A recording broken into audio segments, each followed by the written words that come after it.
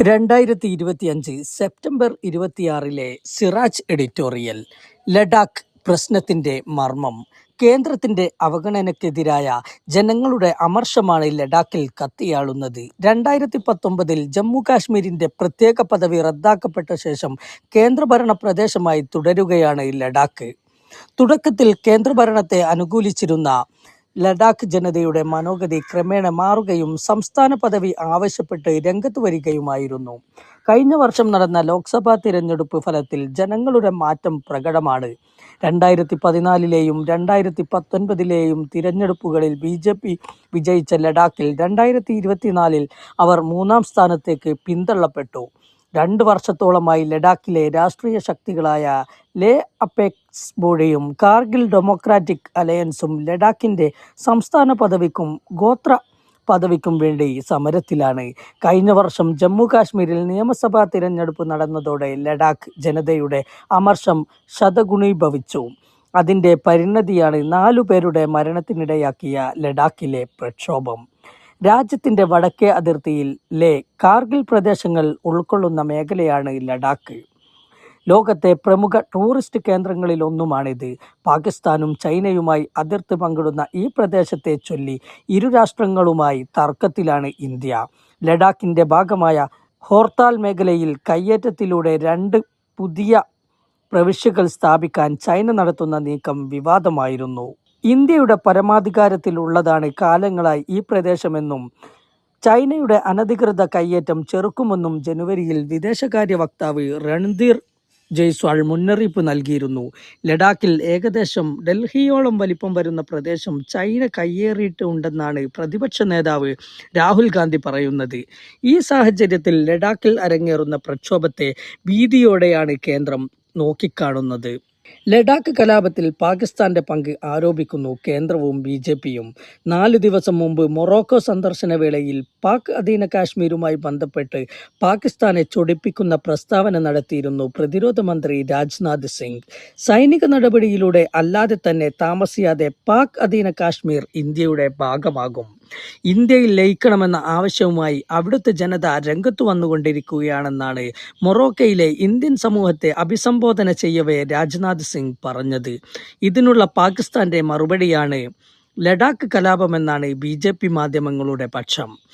പ്രമുഖ പരിസ്ഥിതി പ്രവർത്തകനായ സോനം വാങ്ചുക്കിന്റെ ചരടുവലിയാണ് കലാപത്തിന് വഴിമരുന്നിട്ടതെന്ന ആരോപണവും ഉന്നയിക്കുന്നുണ്ട് BJP കേന്ദ്രങ്ങൾ.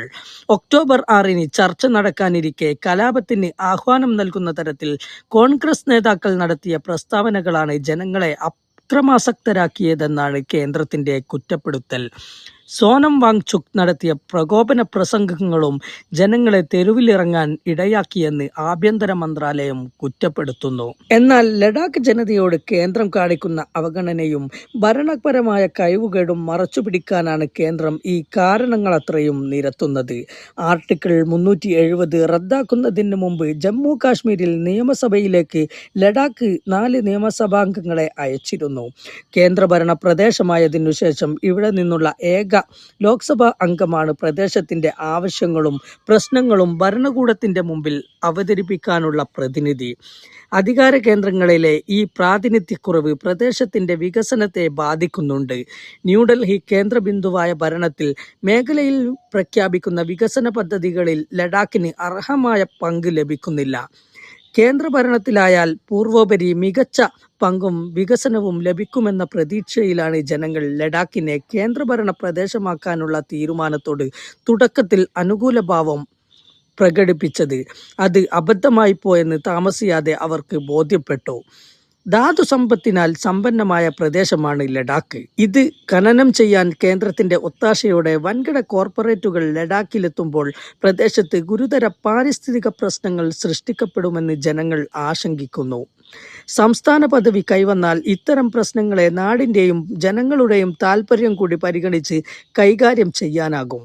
2024 മാർച്ചിലാണ് സംസ്ഥാന പദവിയും 6-ാം ഷെഡ്യൂൾ പ്രകാരം ഗോത്രപദവിയും ആവശ്യപ്പെട്ട് ലഡാക്ക് ജനത രംഗത്തിറങ്ങിയത്. അതിനു മുമ്പ് നടന്ന ഒരു ചർച്ചയിൽ ഗോത്രപദവി നൽകാനാകില്ല, എന്നാൽ ആർട്ടിക്കിൾ 371 സമാനമായ പദവി നൽകാമെന്ന് കേന്ദ്ര ആഭ്യന്തരമന്ത്രി അമിത് ഷാ വാക്ക് നൽകിയിരുന്നു അത്രേ. വടക്കുകിഴക്കൻ സംസ്ഥാനങ്ങളിലെ പിന്നാക്ക പ്രദേശങ്ങളുടെ വികസനം ഉറപ്പാക്കുന്നതാണ് ഈ വകുപ്പ്.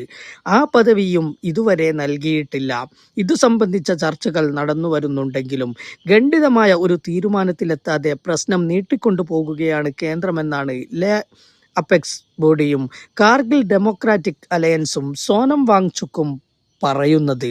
ഇനിയും നീട്ടിക്കൊണ്ടുപോകാതെ പ്രശ്നം പരിഹരിക്കാൻ കേന്ദ്രം തയ്യാറായില്ലെങ്കിൽ അതിർത്തി പ്രദേശമെന്ന നിലയിൽ ഗുരുതരമായ പ്രത്യാഘാതങ്ങൾക്ക് സാധ്യത ഏറെയാണ്.